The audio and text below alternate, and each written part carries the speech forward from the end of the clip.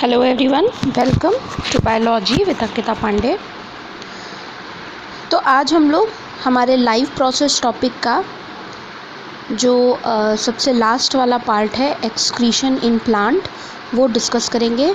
अभी तक हमने सारे के सारे जो भी इस चैप्टर में टॉपिक थे वो हमने कंप्लीट कर लिए हैं, चाहे वो न्यूट्रिशन हो, रेस्पिरेशन हो, ट्रांसपोर्टेशन हो या एक्सक्रीशन इन ह्यूमन बीइंग हो। ये हमारा आज लास्ट टॉपिक रहेगा। तो हम आइए स्टार्ट करते हैं एक्सक्रीशन इन प्लांट।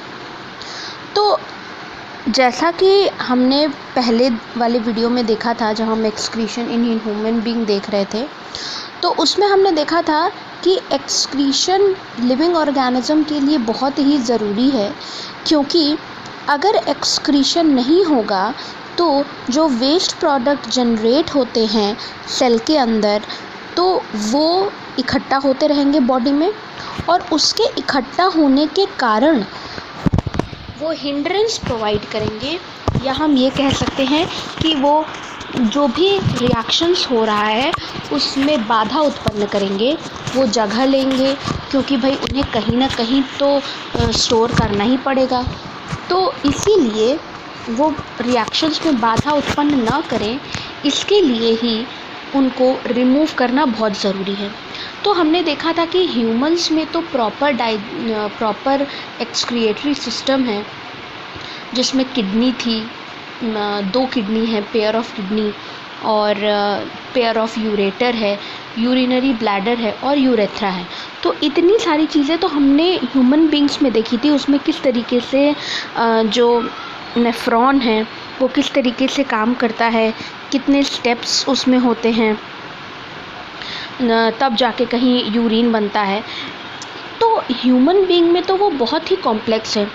और हमने यूनिसेलुलर ऑर्गेनिज्म में भी देखा था कि वहाँ पे कॉन्ट्रैक्टाइल वैक्यूल प्रेजेंट होता है, वो किस तरीके से प्लाज्मा मेम्ब्रेन के पास आता है और एक्सपेल आउट होता है और वेस्ट को बाहर रिमूव कर देता है। लेकिन प्लांट में इस तरीके का कोई भी कॉम्प्लेक्स मैकेनिज़्म नहीं होता एक्सक्रीशन के लिए। प्लांट में बहुत ही सिंपल तरीके से एक्सक्रीशन होता है। अब आइए देखते हैं कि एक्सक्रीशन इन प्लांट कैसे होता है।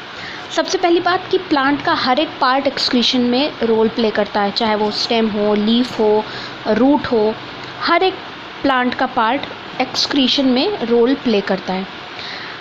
तो अगर हम फर्स्ट पॉइंट देखें हमारा, cellular respiration, photosynthesis and other metabolic reaction produce lot of excretory products in plant। जो भी प्लांट की बॉडी में रिएक्शंस होते हैं, अगर हम रेस्पिरेशन देखें तो ये भी एक रिएक्शन है, एक मेटाबॉलिक रिएक्शन है जो कि प्लांट में हो रहा है, जिसमें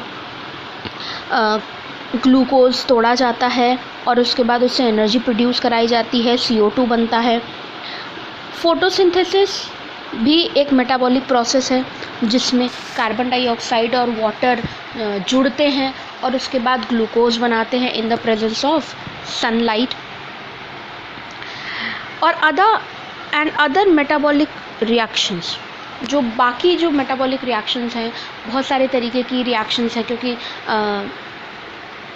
हमेशा सेल के अंदर कुछ न कुछ टूटता रहता है, कुछ न कुछ फॉर्म होता रहता है। तो ये सारे ही मेटाबॉलिक रिएक्शंस हैं, और हर एक रिएक्शंस में कुछ न कुछ तो वेस्ट प्रोडक्ट जनरेट होता ही है। तो अगर हम ये कहें कि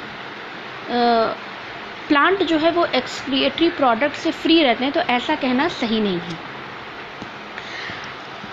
अब next point, carbon dioxide, excess water produced during respiration and nitrogenous compound produced during protein metabolism are major excretory product in plant। हमने देखा था कि ह्यूमंस में जो मेजर एक्सक्रीटरी प्रोडक्ट था वो था यूरिया, जिसको नाइट्रोजनस वेस्ट कहते हैं। प्लांट में अगर हम देखें तो कार्बन डाइऑक्साइड, भाई एक्सेस से ज़्यादा, मतलब जितनी रिक्वायरमेंट है उससे ज़्यादा अगर कोई चीज़ हो तो वो तो फिर वेस्ट ही होती है। अगर दिन में फोटोसिंथेसिस हो रही है तो प्लांट के लिए कार्बन डाइऑक्साइड तो ज़रूरी है, लेकिन एक्सेस कार्बन डाइऑक्साइड भी नहीं होना चाहिए, एक्सेस वाटर भी नहीं होना चाहिए। रेस्पिरेशन के टाइम में, अगर रेस्पिरेशन के टाइम हम ये कहें कि कार्बन डाइऑक्साइड और वाटर बहुत ही ज़्यादा अमाउंट में प्रोड्यूस हो रहा है, या फोटोसिंथेसिस के टाइम स्टोमेटा ओपन हो रहा है तो बहुत ही ज़्यादा वाटर का लॉस हो रहा है, तो कहीं ना कहीं एक्सेस वाटर भी प्लांट के लिए एक्सक्रिएटिव प्रोडक्ट हो जाता है। और नाइट्रोजनस वेस्ट, अमोनिया है, ये सारी चीज़ें प्लांट प्रोड्यूस ही करता है in the form of waste during protein metabolism. ये एक्सक्रिएटिव प्रोडक्ट्स हैं जो कि प्लांट को बाहर निकालना बहुत ज़रूरी है। प्लांट में दो तरीके के गैशियस वेस्ट प्रोड्यूस होते हैं, पहला तो ऑक्सीजन और दूसरा कार्बन डाइऑक्साइड। अब आप ये कहेंगे कि कैसे ऑक्सीजन और कार्बन डाइऑक्साइड वेस्ट प्रोडक्ट है। अभी हमने बताया आपको कि ऑक्सीजन प्रोड्यूस होता है फोटोसिंथेसिस के टाइम में। फोटोसिंथेसिस के टाइम में जब कार्बन डाइऑक्साइड और वाटर जुड़ते हैं तो वाटर की स्प्लिटिंग होती है, और वाटर की स्प्लिटिंग के कारण ऑक्सीजन प्रोड्यूस होता है। ये ऑक्सीजन लिबरेट कर दिया जाता है बाहर। तो अगर उस ऑक्सीजन को स्टोर करके रखें तो भाई प्लांट के पास इतनी जगह तो है नहीं कि वो उसको स्टोर करके रखे कि हाँ जब रेस्पिरेशन करना होगा तो हम ऑक्सीजन को यूज़ कर लेंगे। भाई दिन में तो वो बाई प्रोडक्ट है, कितना स्टोर करके रखेगा प्लांट। तो इसीलिए प्लांट में एक ये गैशियस वेस्ट होता है ऑक्सीजन, जिसको बाहर निकालना ज़रूरी है, और ये बाहर निकलता है स्टोमेटा के थ्रू। उसी तरीके से कार्बन डाइऑक्साइड, एक्सेस रेस्पिरेशन होने लगे प्लांट में तो बहुत ज़्यादा कार्बन डाइऑक्साइड भी प्रोड्यूस होगा, तो वो एज अ टॉक्सिक काम करने लगेगा। तो ये भी एक गैशियस वेस्ट है, इसको भी बाहर निकालना बहुत ही ज़रूरी है। Excretion of gaseous waste in plant takes place through stomatal pore. जो भी गैशियस वेस्ट है ऑक्सीजन, कार्बन डाइऑक्साइड, वो स्टोमेटा या स्टोमेटल पोर के थ्रू ही रिमूव किया जाता है। आप सबसे पहले देख लेते हैं कि स्टोमेटा क्या था। हमने फोटोसिंथेसिस में देखा था कि स्टोमेटा जो है वो guard shape cell, kidney shaped cell, जिसका नाम गार्ड सेल है, उससे सराउंडेड रहते हैं, और इसमें ये जो बीच में ये स्ट्रक्चर है इसको बोलते हैं स्टोमेटल पोर।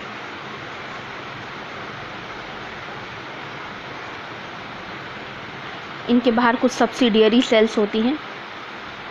तो हमने opening and closing of stomata भी देखा था कि गार्ड सेल में जब वाटर अंदर आता है तो गार्ड सेल स्वेल हो जाते हैं, या हम ये कहें कि टर्जिड हो जाते हैं, और स्टोमेटा ओपन हो जाता है।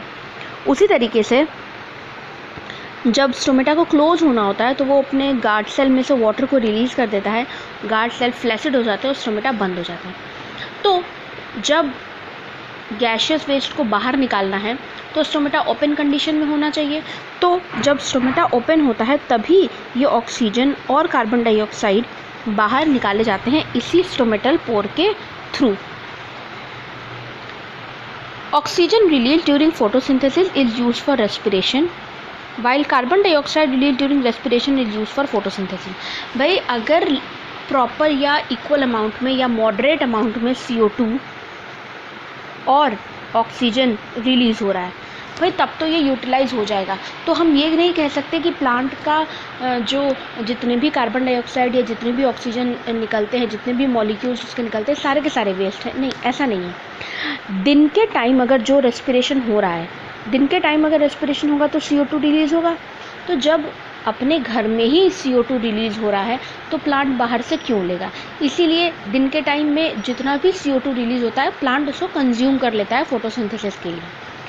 तो दिन में कोई CO2 का ज़रूरत नहीं होती।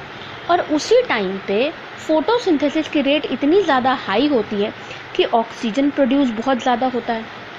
तो उतना ज़्यादा ऑक्सीजन रेस्पिरेशन के लिए तो स्टोर नहीं कर सकते, जितना उनको रेस्पिरेशन के लिए ऑक्सीजन चाहिए होता है उतना वो यूज़ करते हैं, एक्सेस को वो रिमूव कर देते हैं। तो ये तो हुआ दिन का बात। लेकिन अगर हम नाइट टाइम की बात करें तो नाइट में फ़ोटोसिंथेसिस तो हो नहीं रही है, तो ऑक्सीजन तो भाई कहीं ना कहीं से लेना पड़ेगा उन्हें। तो ऑक्सीजन वो बाहर से लेते हैं, और कार्बन डाइऑक्साइड रात में फोटोसिंथेसिस तो होगी नहीं कि वो कार्बन डाइऑक्साइड को यूज़ कर ले, तो उतना कार्बन डाइऑक्साइड वो स्टोर करके रख नहीं सकते। तो रात में CO2 एलिमिनेशन जो है वो मेजर प्रोसेस होता है। इसीलिए कहा जाता है कि रात में पेड़ों के पास नहीं सोना चाहिए, क्योंकि रात में वो ज़्यादातर कार्बन डाइऑक्साइड इमिट करते हैं। तो ये है कि किस तरीके से ऑक्सीजन और कार्बन डाइऑक्साइड का बैलेंस अगर बना रहेगा तब तो ठीक है, लेकिन जहाँ ये एक्सेस में प्रोड्यूस होने लगते हैं तो फिर इनको रिमूव कर दिया जाता है। आई होप ये चीज़ क्लियर हो गई होगी। Excess water is excreted by transpiration. भाई अगर प्लांट में बहुत ज़्यादा वाटर आ गया हो, कहते हैं ना कि अगर मान लीजिए एकदम वाटर लॉक्ड कंडीशन हो गई, एकदम पेड़ लबालब पानी से भर गया हो, तो वो इतना ज़्यादा पानी का क्या करेगा। तो अगर प्लांट में एक्सेस वाटर हो गया हो, ज़्यादा वाटर हो गया, तो वो ट्रांसपिरेशन के थ्रू बाहर निकाल दिया जाता है। अब ट्रांसपिरेशन क्या है? ट्रांसपिरेशन का जो डेफिनेशन है वो ये है कि it is the loss of water in the form of water vapour from the surface of leaf के सरफेस पे हम जानते हैं स्टोमेटा प्रेजेंट है। अभी हमने देखा था स्टोमेटा का डायग्राम, 2 गार्ड सेल से घिरा हुआ था। तो उसी स्टोमेटा के थ्रू जब लाइट पड़ती है डे टाइम में, तो वहाँ वाटर प्रेजेंट है। वो वाटर वहाँ इवापोरेट होता है और इवापोरेट होके वो बाहर निकल जाता है वाटर वेपर के थ्रू। तो अगर प्लांट में एक्सेस वाटर है, बहुत ज़्यादा वाटर इकट्ठा है, तो ट्रांसपिरेशन के थ्रू उसको बाहर निकाला जाता है ताकि जगह बन सके और प्रॉपर काम हो सके। अब नेक्स्ट पॉइंट पे आते हैं। Organic by product generated by plant are stored in different form in different parts. अब जो ऑर्गेनिक बाई प्रोडक्ट्स होते हैं, ठीक है, उनको प्लांट स्टोर करता है अलग अलग तरीके से, जैसे गम्स, ऑयल, लैटेक्स, रेजिन्स। ये सारे के सारे जो वेस्ट प्रोडक्ट हैं अलग अलग तरीके के, वो बार्क में, स्टेम में या लीफ में स्टोर किए जाते हैं। आपने देखा होगा कभी कभी, जैसे कि हम अमरूद की पत्ती को तोड़ें तो अमरूद की पत्ती में एक उसकी अलग खुशबू होती है, ठीक है। उसके साथ आप नींबू की पत्ती को तोड़ें तो नींबू की पत्ती में भी एक अलग सी स्मेल होती है। तो ये सारी जो स्मेल है या ये सारी चीज़ें हैं, ये इन्हीं ऑयल और ऑयल ग्लैंड्स के कारण होते हैं जो कि वो प्रोड्यूस करते हैं। और जो ऑयल स्टोर होता है प्लांट्स में, वो भी एक तरीका क्या है, वो भी एक तरीके का वेस्ट ही होता है। प्लांट में गम्स प्रोड्यूस किया जाता है, प्लांट गम स्टोर करते हैं। आपने देखा होगा जिनको रबर प्लांट कहा जाता है, वो भी क्या है, वो भी उसका एक एक्सक्रीटरी प्रोडक्ट है। लैटेक्स, रेजिन्स, ये सारे के सारे प्लांट के एक्सक्रीटरी प्रोडक्ट हैं, जो प्लांट उनको भाई ये सॉलिड टाइप के हैं या लिक्विड टाइप के हैं, तो प्लांट उनको बाहर तो स्टोमेटा के थ्रू निकाल नहीं सकता। तो ये इनको जो डेड एरियाज़ होते हैं, जो ज़रूरत वाली एरिया नहीं है, उनको वहाँ पे स्टोर कर देता है। जैसे बार्क हो गया या पुराना स्टेम हो गया, कोई पुरानी लीफ है, वहाँ जाके ये स्टोर हो जाते हैं। जैसे हम भी अपने घरों में क्या करते हैं, जो कमरा बहुत ज़्यादा यूज़ नहीं होता है उसी में हम सारा का सारा जो कम ज़रूरत वाला सामान है वो वहाँ रखते रहते हैं, उसको एक तरीके से स्टोर हाउस बना देते हैं। तो उसी तरीके से प्लांट में भी वेस्ट प्रोडक्ट्स को स्टोर करने के लिए स्टोर हाउस होते हैं। Eventually plant shades of these parts. अब जब भर जाएगा वो जगह, अब अगर मान लीजिए लीफ में वो स्टोर करता गया और वो लीफ एकदम भर गई तो भारी हो जाएगी। अब वो प्लांट के लिए कोई ज़रूरत रहा नहीं, तो प्लांट उसको क्या करता है, प्लांट उस लीफ को गिरवा देता है। तो इसी तरीके से प्लांट्स जो हैं वो ये जो जहाँ पे स्टोर होता है ये सारी चीज़ें, उसको वो क्या करते हैं, उसको वो शेड कर देते हैं। Few examples of excretory product of plants are oil from orange, eucalyptus, jasmine, latex from rubber tree, papaya tree and gums from acacia। ये कुछ examples हैं। जैसे ऑयल, ऑरेंज की भी पत्तियों में स्मेल होती है, यूकेलिप्टस में, जैस्मीन में, इसमें एक अलग सी स्मेल होती है, ये इन्हीं ऑयल्स के कारण होती है। लैटेक्स प्रोड्यूस होता है रबर ट्री से, पपाया ट्री से, और गम प्रोड्यूस होता है अकेशिया से। तो ये सारे कुछ एग्जाम्पल्स हैं। Sometimes plant even excrete into the soil. अब भाई प्लांट का रूट है, अब रूट कहाँ एक्सक्रीट करेगा, तो रूट के पास तो सॉइल ही है सबसे ज़्यादा कांटेक्ट में, तो जो रूट हैं वो अपना वेस्ट प्रोडक्ट सॉइल में ही रिलीज़ कर देते हैं। तो इस तरीके से प्लांट अपना कुछ वेस्ट रूट के थ्रू सॉइल में भी रिलीज़ कर देते हैं। तो ये था एक्सक्रीशन का पूरा पार्ट। कुछ जगहों पे प्लांट ओल्ड जाइलम में भी अपना, जो कि डेड जाइलम है, उसमें भी अपना वेस्ट को स्टोर कर देते हैं। तो ये आप कुछ इमेजेस देख सकते हैं, जैसे बार्क को छील दिया गया है, ये बार्क थी, इस बार्क को थोड़ा सा स्क्रैप किया गया और यहाँ पे कटोरी रख दी गई, तो धीरे धीरे करके पूरा का पूरा लेटेक्स यहाँ पे इकट्ठा हो जाएगा, जिसको रबर कहते हैं। ये देखिए, ये इस तरीके से ऑयल बार्क में आप उसको देखिए तो वहाँ से कुछ ऊज आउट होता रहता है, कुछ बाहर निकलता रहता है। ये लीफ में कुछ स्टोर है। अच्छा, ये जो है इसको कहते हैं, यहाँ देखिए, आपने देखा होगा कि कभी कभी सुबह सुबह आप पत्तियों को देखिए तो पत्तियों के ऊपर एक वाटर की ड्रॉप होती है इस तरीके से। इस प्रोसेस को गटेशन कहते हैं, ठीक है। आइए अब देखते हैं कि गटेशन क्या होता है। गटेशन है ड्रॉप ऑफ जाइलम सैप, मतलब जाइलम में जो भी चीज़ होती है वो लीफ के एज पे आ जाती है या टिप पर आ जाती है, तो इसी प्रोसेस को गटेशन कहते हैं। ये जनरली ग्रासेस में होता है, क्योंकि एक ट्रांसपोर्ट सिस्टम चलता है तो उस प्रेशर से वो वहाँ आ जाता है। गटेशन को ड्यू से नहीं, ड्यू अलग है, ओस अलग है, ठीक है, वो तो एटमॉस्फेयर कंडेंस कराता है प्लांट के सरफेस पे, लेकिन जो गटेशन है वो प्लांट का जो जाइलम है उससे जो लिक्विड बाहर निकलता है ड्रॉप के फॉर्म में, उसको गटेशन कहते हैं। तो इसलिए कंफ्यूज नहीं होना है ड्यू और गटेशन में, ठीक है। और ये इनके लिए स्पेशलाइज्ड पोर्स प्रेजेंट होते हैं लीव्स में, जिसको हाइडाथोड्स कहते हैं, बहुत ही इंपॉर्टेंट है ये। तो गटेशन जो है वो हाइडाथोड पोर से ही होता है। हाइडाथोड पोर्स जो है कि लीफ में प्रेजेंट होते हैं, वो जाइलम सैप से जो भी लिक्विड आता है वो उस हाइडाथोड से बाहर आता है in the form of water droplets. और ये इसमें से वाटर नहीं देता भाई, जाइलम सैप है, जाइलम सैप मतलब water, mineral and other substances also. वो सिर्फ वाटर ही नहीं होता, वाटर के साथ साथ मिनरल्स वगैरह भी होते हैं उसमें। तो आइए देख लेते हैं ट्रांसपिरेशन और गटेशन में क्या अंतर है। ट्रांसपिरेशन जनरली दिन में होता है। ट्रांसपिरेशन में देखा, loss of water from the surface of leaf in the form of water vapour, ठीक है, तो ये दिन में होगा। स्टोमेटा से होना है तो जब स्टोमेटा ओपन होगा दिन में तभी ये होगा। लेकिन गटेशन रात के समय होता है, जो कि आपको वाटर ड्रॉपलेट सुबह दिखाई देता है। Water is lost as vapours, लेकिन यहाँ पे वाटर एज लिक्विड, आपको वाटर का ड्रॉप दिखता है। वाटर ट्रांसपायर्ड इज़ प्योर, ये प्योर वाटर होता है, लेकिन ये जाइलम सैप होता है तो ये रिच इन मिनरल्स भी होता है, इसमें मिनरल्स भी प्रेजेंट होते हैं। सम स्टोमेटा ब्रिंग्स दिस प्रोसेस, इसमें स्टोमेटा हेल्प करता है, इसमें हाइडाथोड्स हेल्प करते हैं जो कि लीफ में प्रेजेंट।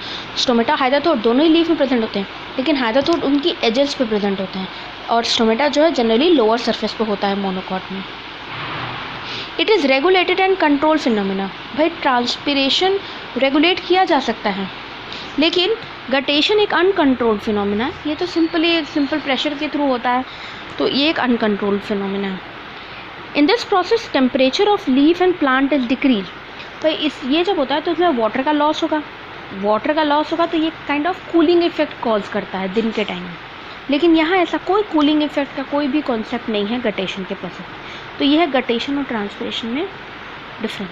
आई होप आपको ये सारी चीज़ें समझ में आ गई होंगी, और यही था हमारा last part life process chapter का।